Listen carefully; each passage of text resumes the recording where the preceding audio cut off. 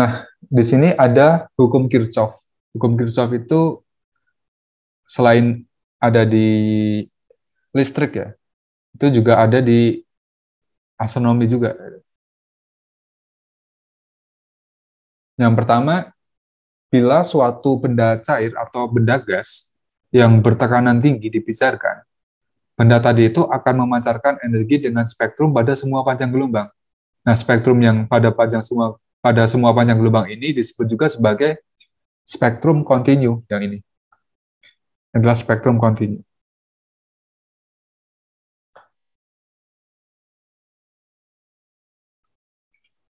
Kemudian, kalau gas bertekanan rendah dipijarkan, akan memancarkan energi hanya pada warna atau pada panjang gelombang tertentu.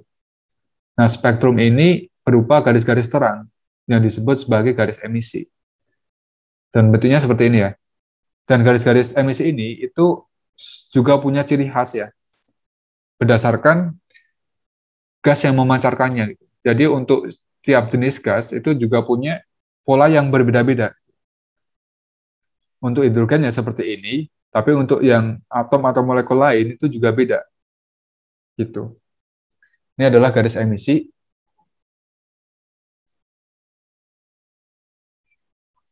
Kemudian yang terakhir itu bila seberkas cahaya putih atau spektrum kontinu ini dilewatkan ke gas yang dingin atau renggang, maka gas ini itu akan menyerap sebagian cahaya dan akan dihasilkan spektrum absorpsi seperti ini. Spektrum emisi. Ini spektrum absorpsi.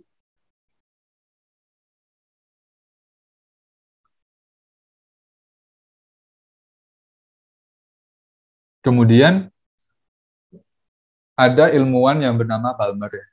Itu merupakan ahli fisika dari Swiss.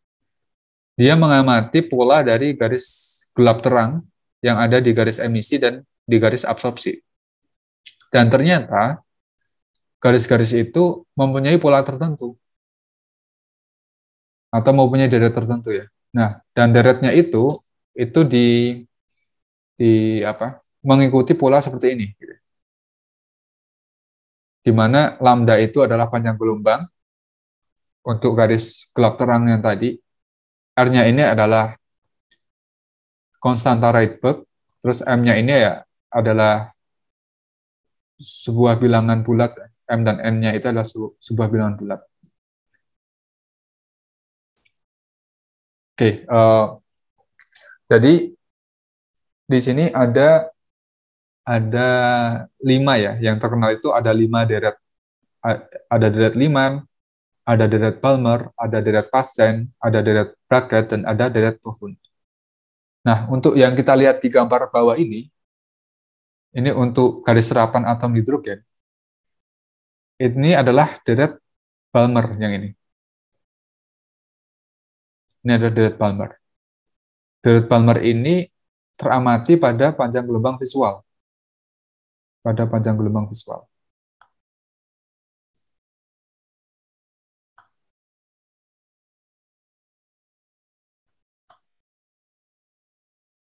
Gitu ya. Nah, Balmer itu merumuskan untuk ini panjang gelombang ini ya. Misalkan saja untuk yang H alfa, ya. Untuk H alfa ini ya carinya ya 1 lambda sama dengan konstanta Rydberg ya 10,9,678. M-nya ini kita ambil nilai 2, berarti 1/2 kuadrat dikurang 1/3 kuadrat kan, karena H alfa ya di sini. Dan akan kita peroleh lambdanya ini bersesuaian dengan, kalau kita hitung ya pakai kalkulator, ini lambdanya bersesuaian dengan berapa? Sekitar 6564 ya. 656,4 nanometer Sorry, aku tuliskan di bawah aja. Ini lambdanya berhubungan dengan 6564 nanometer atau 6564 angstrom. Sedangkan untuk yang H beta, kita bisa lakukan dengan cara yang sama di sini. 1 lambda sama dengan 10,9678 1/2 kuadrat 1/4 kuadrat. Dan akan didapatkan di sini lambdanya berhubungan dengan sekitar 4864 angstrom. Oke. Jadi untuk yang H alpha di sini ya, di sini itu ya sekitar 6564 ya angstrom. Terus yang H beta di sini sekitar 4864 angstrom.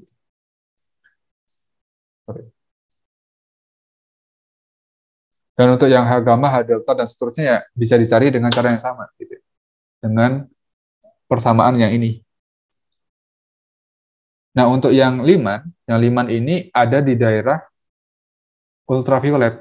Jadi dia ada di daerah sini, di kiri sini. Ini deret Lyman itu ada di daerah sini. Dia ada di ultraviolet. Ini ada di daerah UV. Kemudian untuk yang pasien, bracket, dan pofon ini ada di daerah inframerah. Juga inframerah.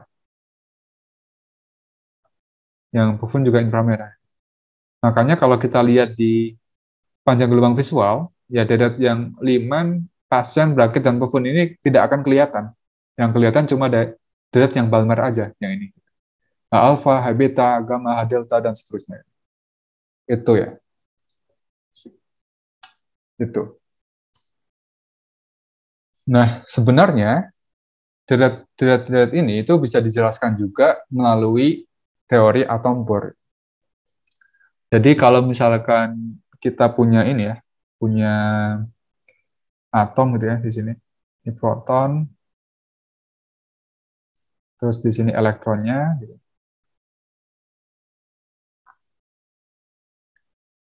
Misalkan saja aku ambil kasus ketika H alpha ya. H alpha kan perpindahan dari tingkat energi 3 pindah ke tingkat energi 2. Dia pindah dari tingkat energi 3 pindah ke tingkat energi 2. Nah, perpindahan energi ini ya akan memancarkan memancarkan energi kan. Di sini kita bisa menghitung nih, ini N3, ini N2. Kita gunakan aja selisih perpindahan energi kan. Delta energi itu sama dengan E3 dikurang E2. Gitu kan. Nah, kita gunakan energi untuk elektron yang mengitari proton itu ya minus 13,6 elektron volt per N kuadrat. Gitu. Atau untuk yang ini, maka kita bisa tuliskan delta energinya itu adalah minus 13,6 per 3 kuadrat dikurang minus 13,6 2 kuadrat gitu kan. Atau ya kalau kita tuliskan lebih bagus lagi, 13,6 elektron volt dikalikan dengan 1/2 kuadrat dikurang 1/3 kuadrat. Nah, di sini kita bisa mencari panjang gelombang ya. Jadi delta E ini kan dipancarkan dalam bentuk foton kan. Dan kita bisa mencari energi dari fotonnya itu di dalam bentuk fotonnya. Energi foton itu kan H kali frekuensi atau Hc per lambda itu. Nah, dari situ kita bisa mencari yang ini. Jadi Hc per lambda itu sama dengan 13,6 elektron volt Ingat lagi, 1 elektron volt itu 1,6 kali 10 pangkat minus 19 Joule ya. Ini adalah kenapa dikali 1,6 kali 10 pangkat minus 19, karena kita ingin satuannya energi ini dalam Joule. Jadi kita kalikan dulu, ini 1/2 kuadrat, 1/3 kuadrat. Nah, di sini ya akan kita peroleh bentuk yang mirip dengan persamaan yang tadi. 1 lambda sama dengan 13,6 kali 1,6 kali 10 pangkat minus 19 dibagi dengan HC.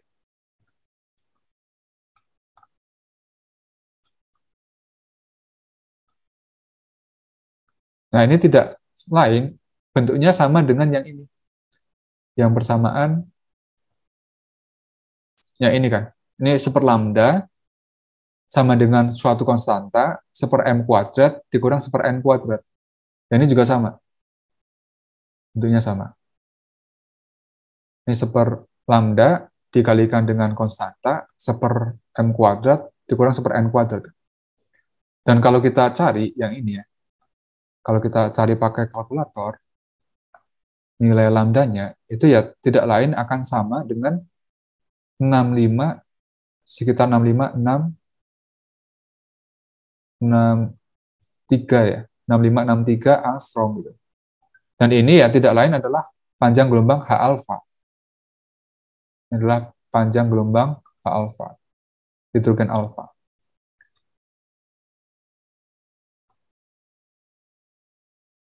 H alfa. Itu. Jadi sebenarnya kalau kita nggak tahu persamaan yang ini dedatnya ya. Kalau kita tahu penurunannya dari teori atom Bohr, ya kita bisa juga menghitung panjang gelombang yang bersesuaian dengan perbedaan energinya ini. Nah, ini kalau kita melihat dari tingkat energinya. Untuk Dedet Lyman ya dia adalah perpindahan energi dari tingkat energi 2 ke ground state, tingkat energi 3 ke ground state, energi 4 ke ground state, dan seterusnya. Gitu. Sedangkan untuk yang Dedet Balmer itu ya dari tingkat energi yang lebih tinggi dari 2 pindah ke energi 2. Gitu. Jadi 3 ke 2, 4 ke 2, 5 ke 2, dan seterusnya. Kalau yang apa sih yang ketiga itu pasien ya. Kalau pasien ya berarti dari energi keempat ketiga, energi 5 ketiga, dan seterusnya. Nah, kemudian kita tahu bahwa pada ground state itu punya energi En kan minus 13,6 per N kuadrat elektron volt. Jadi untuk di ground state itu kan E1. Dia punya energi sebesar minus 13,6 elektron volt di ground state. Dan kalau di ground state ini, kalau ada ada elektron di ground state, kalau kita kasih energi yang lebih besar, atau sama dengan 13,6 elektron volt, maka si elektronnya ini akan berpindah lepas itu. Menjadi elektron bebas. Kalau menjadi elektron bebas, implikasinya gimana? Implikasinya ya berarti atomnya itu terionisasi. Jadi elektron sama protonnya ya lepas gitu. Jadi kalau misalkan ada proton, ada elektron, gitu. Kalau kita kasih energi ke elektron sebesar, ini di ground state ya, kita kasih energi ke elektron sebesar 13,6 elektron volt, maka si elektronnya ini akan lepas dari si protonnya. Gitu. Dia akan menjadi proton dan elektronnya ini akan bergerak sendiri-sendiri. Gitu. Dan ini dinamakan terionisasi. Gitu. Terionisasi. Ionisasi. Jadi proton sama elektronnya ya udah lepas. Di bintang itu juga terbentuk spektrum ya. Jadi kalau kita mengamati bintang, kita itu bisa mengamati bintang secara fotometri. Kalau fotometri itu ya kita cuma melihat kuantitasnya. Jadi seberapa kuat cahaya dari bintang itu ya. Sedangkan kalau kita melihatnya secara spektroskopi, ya kita mempelajari dari apa aja komposisi dari bintang itu, apa aja materialnya yang ada di sana, dan sebagainya. Jadi ibaratnya kalau fotometri itu kita cuma melihat intensitasnya itu ya. Berapa intensitasnya? Kuantitas cahaya berkaitan dengan kuantitas cahaya. Sedangkan kalau spektroskopi, ya, kita mempelajari spektroskopi, itu mengamatinya, misalkan saja menggunakan prisma ya. Jadi di sini ada prisma. Ini prisma. Terus ada sumber cahaya dari bintang. Cahaya. Nah, cahaya dari bintang ini akan dihamburkan dari prisma ini. Karena prisma itu punya indeks bias, dan indeks bias itu bergantung dengan panjang gelombang, maka akan terbentuk ini ya, spektrum ya. Di sini merah, terus setelah merah ada misalkan saja hijau ya di sini. Sorry, kuning dulu ya. Ini misalkan kuning.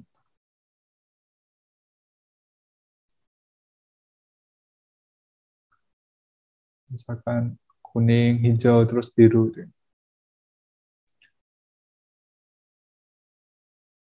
Maka di sini itu ya akan terbentuk spektrum. Akan terbentuk spektrum ya di sini. Kalau kita pasang layar di sini akan terbentuk spektrum. Nah, spektrum dari bintang itu yang kita amati itu selalu spektrum absorpsi gitu. Kenapa selalu spektrum absorpsi? Alasannya karena di bintang itu ada atmosfernya. Jadi untuk cahaya yang dipancarkan di bintang, di sini itu sebenarnya spektrum kontinu ya, sebenarnya spektrum kontinu. Namun karena di bintang itu punya atmosfer, jadi hampir semua bintang itu punya atmosfer ya. Karena punya atmosfer, maka si atmosfer ini akan menyerap sebagian cahaya dari bintang. Dan menyerapnya itu ya cuma pada panjang gelombang tertentu untuk mengeksitasi dari elektron eh, di atomnya gitu ya, atau di molekulnya gitu. Dan di sini ya karena terabsorpsi oleh si elektron ini, maka di sini akan tampak garis-garis gelap ya yang dinamakan garis absorpsi. Nah, maka dari itu karena setiap garis absorpsi ini itu punya ciri khasnya terhadap material yang menyerapnya. Jadi setiap material yang menyerap, misalkan hidrogen, terus partikel karbon gitu ya, itu punya karakteristik sendiri-sendiri. Dan karena punya karakteristik sendiri-sendiri, maka dengan mempelajari spektrum bintang, kita bisa mengetahui material apa aja yang ada di bintang. Materi apa aja yang ada di bintang. Gitu. Ini spektroskopi ini lebih ke kualitas cahaya. Kita mengamati kualitas cahaya. Berbeda dengan yang fotometri. Kalau fotometri kita mengamati kuantitas cahaya. Gitu. Nah, kenapa bisa kita mengetahui materi apa aja yang ada di bintang? Ya karena materi yang ada di atmosfer bintang itu ya adalah materi yang ada di bintang juga. Jadi atmosfer bintang itu kan sebenarnya materi yang ada di bintang, materi yang ada di bintang yang terlempar keluar gitu kan. Jadi bintang itu punya materi dan materinya itu terlempar keluar gitu. Jadi materi yang ada di atmosfer itu juga menggambarkan materi yang ada di bintangnya. Itu. Ini proses pembentukan spektrum pada bintang.